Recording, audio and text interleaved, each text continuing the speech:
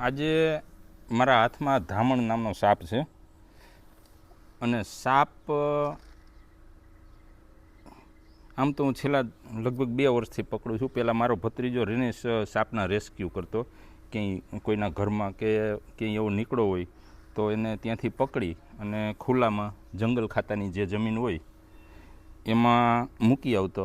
જે કામ છેલ્લા 2 વર્ષથી હું કરું છું. અને અનેક લોકો આવા સાપને બચાવવાના કામ કરે છે. સાપને શા માટે બચાવવો જોઈએ, ખાસ કરીને ખેડૂતોએ, તો એ હું વાત કરું એની પહેલાં સૌથી પહેલાં સાપ વિશે આખી માહિતી આપી દઉં. તો વિશ્વમાં કુલ 3000 જેટલા પ્રકારના સાપ છે, જેમાંથી 2400 જેટલા સાપ બિનઝેરી છે અને 600 જેટલા સાપ ઝેરી છે. આ 600માંથી 200 જાતના સાપ છે એ માણસને કાં મારી શકે અથવા તો ગંભીર રીતે ઘાયલ કરી શકે. મતલબ 3000 પ્રકારના સાપમાંથી માત્ર 200 પ્રકારના સાપ જ એવા છે કે જે પ્રમાણમાં ઝેરી છે. અને વિશ્વનો મોટામાં મોટો સાપ 40 ફૂટ લંબાઈનો છે અને એનું વજન લગભગ 1 ટન એટલે કે 1000 કિલો જેટલું છે. આ વિશ્વનો મોટામાં મોટો સાપ. વાત થઈ વિશ્વની. હવે વાત કરું ભારતની. તો ભારતમાં કુલ 300 પ્રકારના સાપ છે. એમાંથી 180-90 જેટલા બિનઝેરી સાપ છે અને 60થી 70 જેટલા ઝેરી છે. એમાંથી 40 જેટલા સાપ સામાન્ય ઝેરી છે અને 20થી 25 પ્રકારના સાપ જ થોડાક પ્રમાણમાં વધુ ઝેરી છે. આ ભારતની વાત થઈ. હવે ગુજરાતની વાત કરું તો ગુજરાતમાં માત્ર 60 પ્રકારના સાપ છે. વિશ્વના 3000માંથી ગુજરાતમાં 60 પ્રકારના સાપ છે. એમાંથી 54 પ્રકારના સાપ બિનઝેરી છે. 4 જ પ્રકારના સાપ ઝેરી છે. એ ક્યાં તો એક કોબરા, એક ખડચિત્રો, કાળોતરો અને એક સોસ્કેલ વાઇપર, મતલબ જેને અહીંયા સૌરાષ્ટ્રમાં અમે પૈડકું તરીકે ઓળખીએ છીએ. હવે એના લક્ષણો, ઝેરી સાપના લક્ષણો, તો ખાસ કરીને પૈડકું જે છે એ ગોળ કુંડાળું કરીને જ પૈડું હોય. માણસનો અવાજ આવે, પગના અવાજ આવે એટલે ગોળ કુંડાળું થઈ અને પૈડું હોય. પછી કોબરા છે, એ તો ક્યાંય પણ માણસનો અવાજ આવે એટલે તરત ફૂફાણો મારે. જે ફૂફાણો મારે અને પોળી ફેણ કરે એ કોબરા સાપ ઝેરી હોય છે. પછી એક કાળોતરો. કાળોતરાને સાયલેન્ટ કિલર તરીકે ઓળખવામાં આવે કે આપણે બેઠા હોય, નજીક આવી જાય અને ડંખ મારી જાય ત્યાં સુધી ખબર ન પડે. આ કાળોતરો સાપ.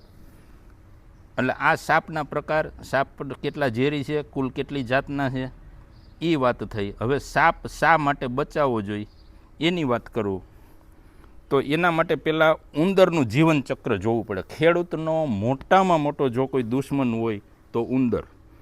ઉંદરની પ્રજનન ક્ષમતા એટલી તીવ્ર હોય કે જો આ સાપ ન હોય તો અનાજ પકાવવું મુશ્કેલ થઈ જાય. આવું ઉંદરનું જીવનચક્ર હોય. એને ક્રમશઃ જોવું તો આજે જે બચ્ચું જન્મે એમાં મેલ બચ્ચું 6 થી 8 અઠવાડિયા દરમિયાન પ્રજનન માટે સક્ષમ હોય અને ફિમેલ બચ્ચું એ 8 થી 12 અઠવાડિયામાં પ્રજનન માટે સક્ષમ થઈ જાય. મતલબ 60 થી 70 દિવસની અંદર આજે જન્મેલું બચ્ચું પ્રજનન માટે સક્ષમ હોય. હવે એનો પ્રેગ્નન્સી પીરિયડ 21 દિવસનો હોય અને જન્મના 90 દિવસે, મતલબ આજે જન્મ હોય તો 90 દિવસની અંદર 6 થી 10 બચ્ચાને જન્મ આપવા આ ઉંદર સક્ષમ હોય. અને બચ્ચાને જન્મ આપ્યા પછી 24 કલાકમાં પાછું પ્રજનન માટે સક્ષમ હોય. એટલે આજે કોઈ માનો કે 1 જાન્યુઆરીએ કોઈ એક મેલ અને ફિમેલ બચ્ચું જન્મે, એ પાછું પ્રજનન માટે સક્ષમ થાય, એનું પ્રજનન થાય, 21મે દિવસે બચ્ચા મૂકે, ફરી પાછું એનું બીજે દિવસે કે ત્રીજે દિવસે કે ચોથે દિવસે પાછું પ્રજનન થાય, ફરી પાછા 21મે દિવસે બચ્ચા મૂકે. આ બચ્ચા 1 જાન્યુઆરીએ જન્મેલા બચ્ચા અને દર વખતે 6 બચ્ચા, આપણે 6 થી 10 જન્મે પણ 6 બચ્ચા ગણીએ તો એના બચ્ચા એમ કરતાં 1 વર્ષની અંદર 1 ઉંદર અને 1 મેલ ફિમેલ જોડી, 1 જાન્યુઆરીએ જન્મેલી 1 મેલ ફિમેલ જોડી વર્ષ દરમિયાન જો એના માનો કે બધાય બચ્ચા બચી જાય તોની વાત છે અને 6 જ બચ્ચા આપણે ગણ્યા અને બીજે જ દિવસે પ્રજનન માટે સક્ષમ હોય, 21મે દિવસે એ જન્મ આપી દે, છતાંય આપણે 21 ને 22ને દિવસે બદલે 24 દિવસ ગણ્યા તો એક જોડી, એક કપલ, એક જાન્યુઆરીએ જન્મેલી જોડી વર્ષ દરમિયાન એના બચ્ચા એમ કરીને 1854 એનો પરિવાર થઈ જાય. એટલે જો આટલી હદે ઉંદરની વસ્તી વધે તો કોઈ પણ પાક બચાવવો મુશ્કેલ થઈ જાય. અને ઉંદરને કંટ્રોલ કોણ કરી શકે? તો સાપ જો ઉંદરને ખાય કૂતરા, બિલાડા, પછી કાબર, પછી બીજા એવા અમુક પક્ષીઓ હોય, તો હવે ઉંદર, બિલાડા કે કાબર કે એ દરની અંદર ઉંદરને ખાવા નથી જઈ શકવાના. તો દરની અંદર આખા પરિવારને સાફ કરી શકે એવો સાપ એક જ.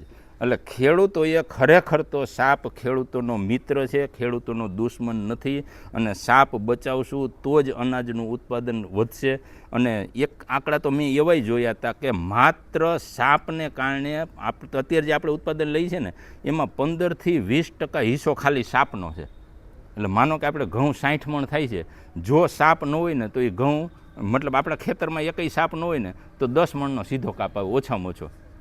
એટલે સાપને ખેડૂતોએ બચાવવો જોઈએ. આ સાપની લગભગ મેં માહિતી આપી. અને સાપને શા માટે બચાવવો જોઈએ? જોકે આપણા શાસ્ત્રોમાં આ બધા આપણે વાંચ્યું, પેલી નાગપંચમી ઉજવીએ છીએ, એ સાપને બચાવવાની વાત છે.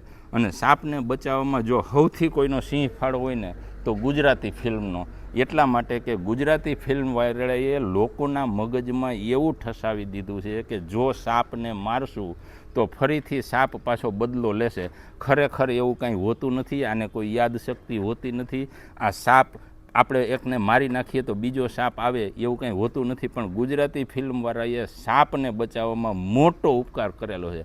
અને બીજો આજે સાપના રેસ્ક્યુ કરી અને સાપને પ્રકૃતિના ખોળે છોડે છે એટલે લોકો એનું મારવાનું પ્રમાણ ઘટી જાય છે. અને હવે અવેરનેસ આવી છે એટલે ઘણા લોકો મારતા નથી પણ ફોન કરે છે કે અહીંયા સાપ નીકળ્યો છે એટલે અમે પકડી અને આને પાછો પ્રકૃતિના ખોળે છોડી દઈએ છીએ. આ લગભગ અડધી કલાક પહેલાં સાપ હાથમાં આવ્યો છે અને હવે આને છોડવા જવાનો છે.